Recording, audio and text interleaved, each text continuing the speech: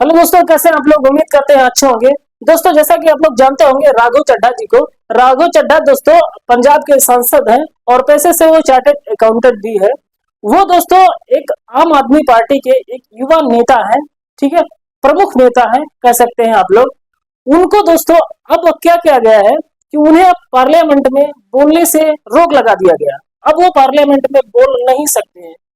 क्यों, आखिरकार क्यों क्यों ऐसा हुआ है कि उनको रोक लगा दिया है और उनको क्यों नहीं बोलने का मौका दिया जाएगा। अब दोस्तों मैं सब कुछ आप लोगों को बताऊंगा।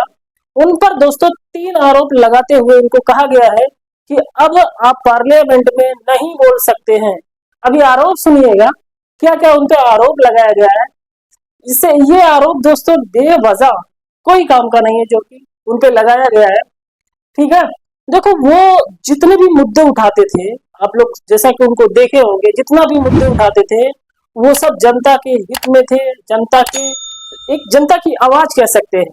जो वो आम लोगों को देखते थे उसी को मुद्दा वो उठाते और सही मुद्दा उठाते थे। जैसा कि आप लोग जानते हैं कि ये मोबाइल रिचार्ज आप लोग जान सोचिए, मोबाइल रिचार्ज टेलीकॉम कंपनियां कैसे हमसे दोस्तों 12 महीने में, साल में 12 महीना होता है लेकिन वो हमसे 13 महीने का रिचार्ज करवाते हैं टेलीकॉम कंपनियां।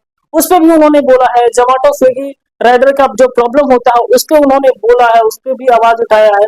लेकिन वही बात है ना कि सच जो बोलता है उसका या तो ट्रांसफर हो जाता है या तो उसको मरवा दिया जाता है। ये चीजें होता है। आप हम ये नहीं कह सकते हैं कि इस राज्य में या फिर इस सरकार में ऐसा नहीं बोल सकते हैं। लेकिन उनको रोक, आखिरकार रोक क्यों लगा दिया गया है। वो ऐसा पार्लियामेंट में ऐसा कुछ गलत तो नहीं बोलते थे। ठीक है, अब मैं आप लोगों को बताऊंगा कि सच बोलने वाले को यही होता है, जो सच बोलते हैं वही होता है। ठीक है, अब मैं बताऊंगा उनके ऊपर आरोप लगाया गया है, क्या लगाया गया है। और उनको पब्लिकली ऐसा बोला जा रहा है कि राघव चड्ढा जी आप खुद से नहीं बोल रही है, लेकिन नहीं, उनके ऊपर आरोप लगा है। कौन सा आरोप लगा है? पहला उन्होंने उनके ऊपर जो पहला आरोप लगाया है, और कौन, आम आदमी पार्टी ही लगाया है। ठीक है, उनके ऊपर आरोप लगाया गया है कि वो दोस्तों जब जो चीफ इलेक्शन कमिश्नर है उनकी जो एक याचिका होती है उस पर साइन करने से मना कर दिया राघव चड्ढा जी ने। ठीक है, ये आरोप पहला, ये एक आरोप है। और दूसरा दोस्तों ये आरोप है कि राघव चड्ढा जी डर गए हैं, इसीलिए अब वो पार्लियामेंट में नहीं बोलेंगे। जबकि अंदर से उन्हें टॉर्चर करके जो है मना, मतलब कर दिया गया कि आप नहीं बोलेंगे। ठीक है, पार्लियामेंट में। लेकिन ऐसा दिखाया जा रहा है कि राघव चड्ढा जी खुद से नहीं बोलना चाहते। नहीं दोस्तों, उनको उनका हक, उनका अधिकार छीन लिया गया। और ये ना मानिए, ये दोस्तों राघव चड्ढा जी ये कहीं अपने आप को अकेला ना महसूस करे। उनका साथ हम लोगों को देना भी जरूरी है, क्योंकि दोस्तों हम लोग उनके साथ, सभी लोग उनके साथ हैं।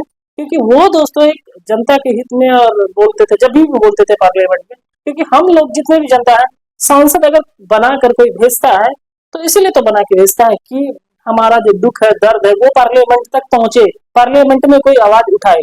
ठीक है, इसलिए दोस्तों उन्होंने ऐसा उन्होंने बोलते थे, जनता के हित में जो बातें बोलते थे जनता के हित में बोलते थे। और दोस्तों दो तो मैंने बता दिया कि राघव चड्ढा जी ने डर गए, और दूसरा जो चीफ इलेक्शन कमिश्नर का जो याचिका होता है उस पर साइन करने से मना करते हैं। दो हो गया आरोप।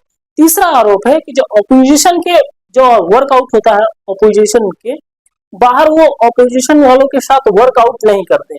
कौन? राघव चड्ढा जी। ठीक है, इसलिए ये 3 आरोप लगाते हुए उनको दोस्तों पार्लियामेंट में बोलने से रोक लगा दिया गया। अब वो पार्लियामेंट में नहीं बोल सकते हैं, जनता की आवाज नहीं उठा सकते हैं। ठीक है, लो ऐसे ही होता है। तो इस केस में दोस्तों उनका साथ देना जरूरी है। राघव चड्ढा जी को हम लोग एक ट्विटर पे चला सकते हैं कि राघव चड्ढा जी को वापस लाया जाए, ऐसा। ठीक है, इस तरह से तो ये चीजें हैं, जबकि ऐसा नहीं होना चाहिए। अगर कोई भी इंसान जनता के हित में कोई चीज बोल रहा है तो उसको ऐसा नहीं रोकना चाहिए। ठीक है, ये होता है, जो सच बोलता है, जो सही बोलेगा उसको दोस्तों रोक उस पर लगा दिया जाता है।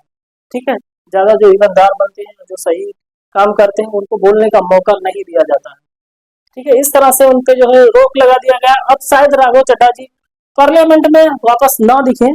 तो बस यही सारी चीजें आप लोगों को बतानी थी आज की वीडियो में। दोस्तों यहीं तक, मिलते हैं किसी नए वीडियो में किसी नए टॉपिक के साथ।